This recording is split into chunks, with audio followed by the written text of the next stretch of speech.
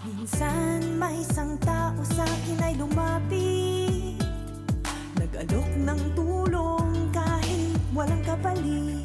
A ladder of success. Nako, for sure, narinig mo na yan. Alam mo, kung gusto mo daw maging successful sa buhay, kinakailangan mo daw dumaan sa tinatawag na hagdanan. Nako, it is a long journey to take. Nako, alam mo mga kapamilya, kadalasan, may pagdadaanan kang obstacles bago mo makamit yung tagumpay. Alam nyo, kwento ko lang sa inyo si Lorna ha. Gaya ng ibang mga bata, mahilig siyang maglaro, kasama ng kanyang mga kapatid at mga pinsan. Siya po ay pangatlo sa 6 na magkakapatid. Alam niyo bang lumaki siya sa Malolos, Bulacan? Simple lang ang pamilya ni Lorna, walang luho sa buhay, walang sapat na pera para sa kanilang pang-araw-araw na pangangailangan. Naku, talagang gapang kung gapang ang ginagawa ng kanilang mga magulang, ha? Para lang maitaguyod ang pamilya. Alam niyo po, ang tatay ho ni Lorna ay siya po yung nagtataguyod, ha, ng kanilang mga pangangailangan. Kumbaga, breadwinner, no? Isa pong, alam niyo po, isang araw, medyo malungkot na nangyari, ay nagkasakit po ang tatay ni Lorna. Mga 12 years old pa lamang po siya. Malaki po ang gastusin sa ospital. At nako, yung pati yung pangpagamot ng ng tatay niya, medyo nakapasan ho sa kanila. Kasabay pa ng mga gastusin sa bahay, no? At pag-aaral nilang magkakapatid.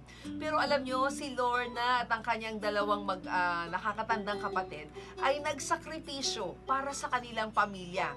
Nagtulungan sa oras ng kagipitan. Alam nyo, para kay Lorna, every centavo counts. Hindi every peso, ha? Every centavo talaga. Alam nyo ba, at the age of 12, 12, ay naging yaya na po ito si Lorna. Kakaiba, ha?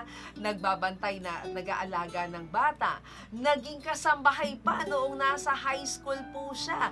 At naging tindera po at age 14.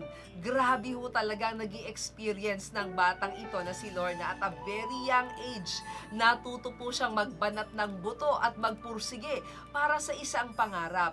Alam niyo bang nakapasok po siya bilang empleyado, no? As a sales clerk ng isang public market.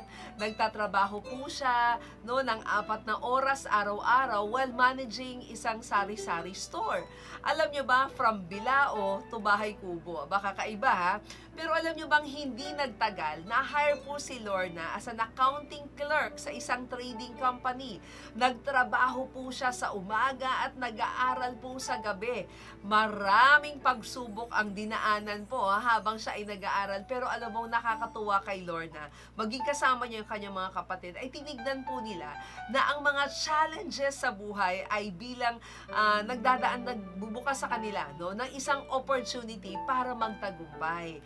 At ang mga bagyo nila sa buhay, no, ang nagtulak sa kanila para makilala nila ang Diyos. Naku, naalala ko nga ang sinabi sa Proverbs, many are the plans, no, in the man's heart, but it's the Lord's purpose that prevails.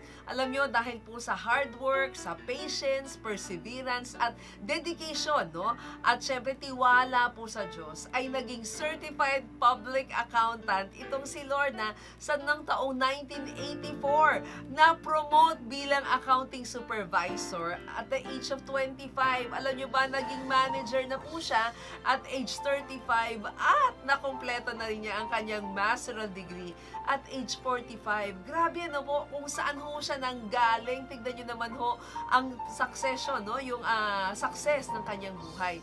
Hindi nagtagal ay nagkaroon po siya ng desire na magkaroon ng negosyo, no? Na parang hindi lang siya pang empleyado. Alam niyo ho, ang nais niya ay makatulong sa mas maraming tao. Kasama ng kanyang business partner, sila po ay nagtayo ng accounting firm sa Olongapo City, na Caballero, Laksa and Company CPAs, no? With branches in Pasig, in Bulacan at Cavite. Nako, sino nga ba namang mag-aakala na yung dating nagyaya, di ba? Dating nagkasambahay, dating ang daming dinaanan sa buhay, ngayon may ari na ho ng kumpanya. Siya na rin ngayon ay ang presidente ng and financial advisor in a multinational Korean company. Nako, gaya nga ng isang hagdan, no? Ang success ay paakyat na direksyon, at dahil dito ay may pagod tayong nararamdaman, di ba? Pagka tayo umaakyat, lalo na kapag may dagdag na bitbitin tayo sa buhay.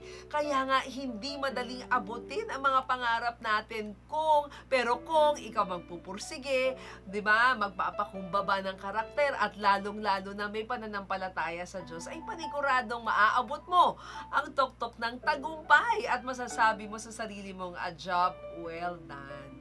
Naku mga kapamilya, sana'y na-inspire ka sa buhay ni Lorna Caballero Lacsa, no? Dating empleyado, ngayon ay isang negosyante na tumutulong sa maraming kumpanya para maisaayos, no? Ang napakadaming problema sa accounting at auditing needs ng iba't ibang kumpanya. Nako, sana kung nakatulong sa iyo ito, na-inspire ka, no? Huwag niyo namang hayang huminto sa iyo ang tulong, ipasa niyo naman sa iba. For more tulong ko pa sa mga videos, go to Avelyn Garcia Facebook fan page, mag-subscribe sa Vic and Avelyn Garcia's YouTube channel. Laging tandaan, tulong ko, pasa mo, at sa tulong ko, pasa mo, gaganda ang mundo.